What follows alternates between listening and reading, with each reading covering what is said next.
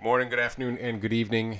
That is Jack. I am Conrad, and this is the Footy Five special edition covering Arsenal? Yeah. It's been a sad time for them as a football club. Not a good restart. Yeah. You come back from the break, you're thinking, you know what? Let's pick it up on a good note. Push for that Europa League. Maybe even Champions League at 5th place is an option for us.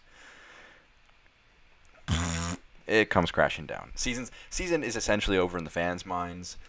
A lot of injuries could almost rule them out on the playing field. It's not a good time. I know. 25 minutes back, and you lose Xhaka and Pablo Mari. Yeah. Inside the first 25 minutes. Yeah. Second game back, you lose your keeper, who is having a great game, by the way. He's in the game. They maybe win that. I don't want to liken him to David De Gea in the 2017-2018 and around that time when he was carrying that Manchester United backline, which was awful. But he's been carrying this team for not even just this season, but last season as well. He's been a very, very good job for them in net. And losing him out to injury with what looks like a pretty bad knee, lower leg injury, it's going to be tough for them. Because I think you saw that last goal. If that's Leno in net, no disrespect to Martinez, because he's having to come in as a backup, and sometimes it's hard to get that momentum going, I think they draw this match at the very minimum. Maybe even win it, because the first one was probably avoidable as well. Clumsy. Yeah. It was clumsy. I mean, Lewis Dunk, far better center back than he is center forward, but third goal of the year, Yeah. I think you were just saying. Yeah. Duncan Duffy, great name for a law firm, by the way. Yeah. And both matches that they've lost, they were the away side in both of them. Only time a home team has won in the first 8 matches of a restart, both against Arsenal. And it's because they've lacked some talent, they've lacked an ability to get off of the ground, and it's just, this was not a good way to brighten up their season. Nice pun. Well, I mean, the problem with coming back against Man City, you can't have peak David Luiz playing against a team of that caliber. And the first goal was just a total mess. He's looking like Harry Maguire. I'm not sure who's underplaying or overplaying more, but and then the red card. So the first goal was terrible. I think that before they conceded that goal and before his red card in the second half, I thought they were in the match. I thought they had a chance for a result if they didn't have a catastrophic mistake like that. You have to be mistake-free against sides like City because Sterling had missed a chance or two just from City engineering them, and then you gift them one, then they're going to score one eventually. You had to limit those mistakes. They didn't, and same thing against Brighton. They didn't limit their mistakes, and even when there was no David Luiz, they were benefited by his suspension. They still weren't able to make points.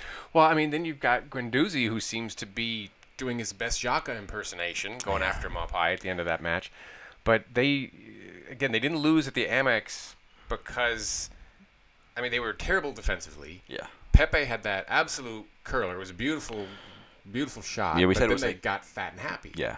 And looking at that, the stats didn't really deserve to get much from the match. They had marginally more shots, a good amount more possession, but they didn't create much. Aubameyang didn't have a ton of chances. Lacazette came off the pitch not having scored an away goal in, I think it's now since January of 2019 that he scored an away goal in the Premier League. And they weren't creating much, and it took an individual moment of brilliance. And so the one thing you take from the match, Bukayo Saka had a phenomenal game. Got to sign him. I think he's a really good youngster. They're really trying to hold on to him. Martinelli, I wanted to see him out there because I think if you're gonna lose with the youngsters, because you're giving them some game time. Or get Mesut Ozil out there. Or Mesut Ozil needs to get off his butt and train. You had Ozil and Martinelli both on the bench, and that's, they just didn't create much. And good to see Pepe get a good moment, a good goal, because you want him to step it up. You need somebody to have confidence. Yeah. I think if Pepe can start kicking it, and they can get some more stuff from that midfield in terms of creativity, maybe they can start to create some goals. But their only goal since the football has returned has been an individually brilliant goal. Haven't been able to create much else. Well, they don't have any. We've talked about this before the pause. Arsenal lack an identity, right? You know. Yeah. We talk about you going from Wenger to Emery, now to Arteta. They don't have. Nobody. What is Arsenal football anymore, right? Under Wenger, you knew what to expect, and they were gonna do it, right? People got sick of it, got tired of it, whatever. Yeah. But you don't know how well you had it. Yeah. Don't know how well you had it, because under Wenger there was a consistency that doesn't happen under the current coaching, and it's not easy to do what Wenger did very clearly. I think people took that for granted. He did it for 20 years. People assumed if you're stuck my cat as the manager of Arsenal Football Club, he'd be able to muster up top 4.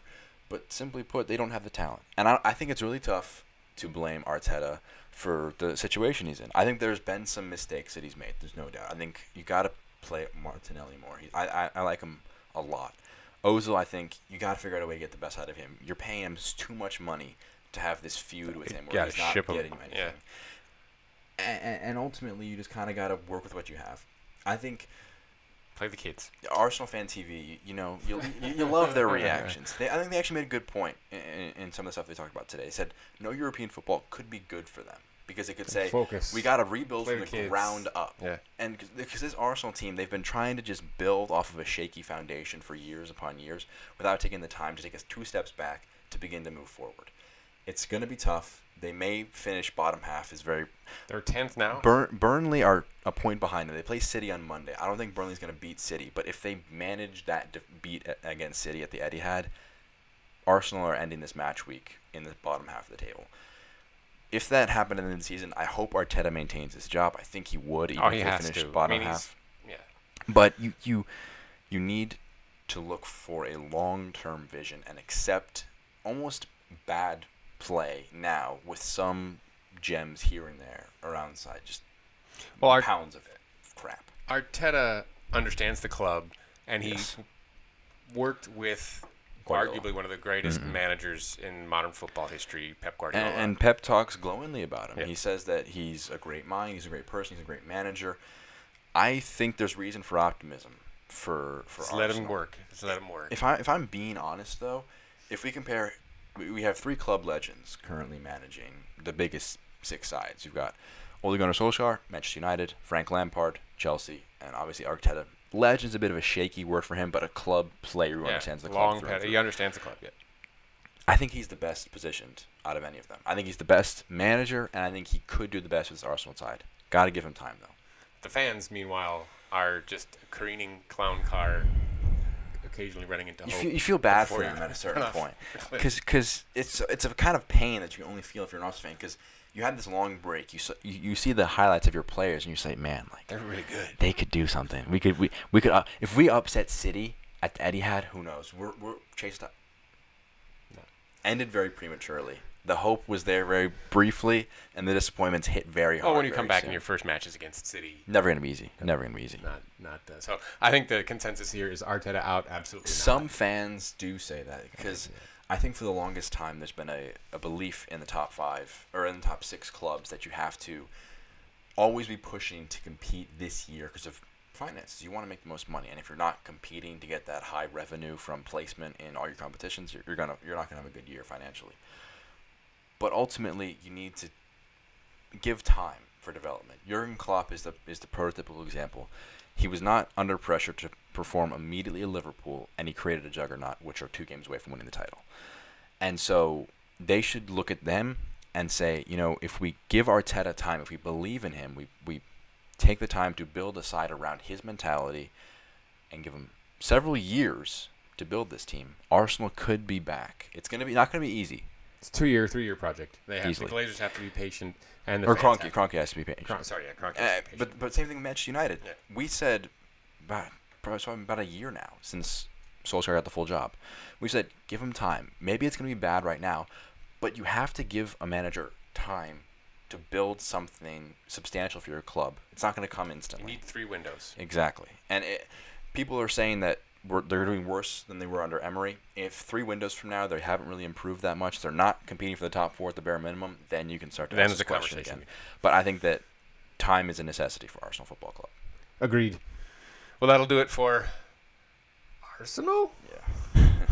Like, subscribe, find us on the Twitter at the Footy Five. We appreciate it. For Jack Conrad, this has been the Footy Five. Take care now.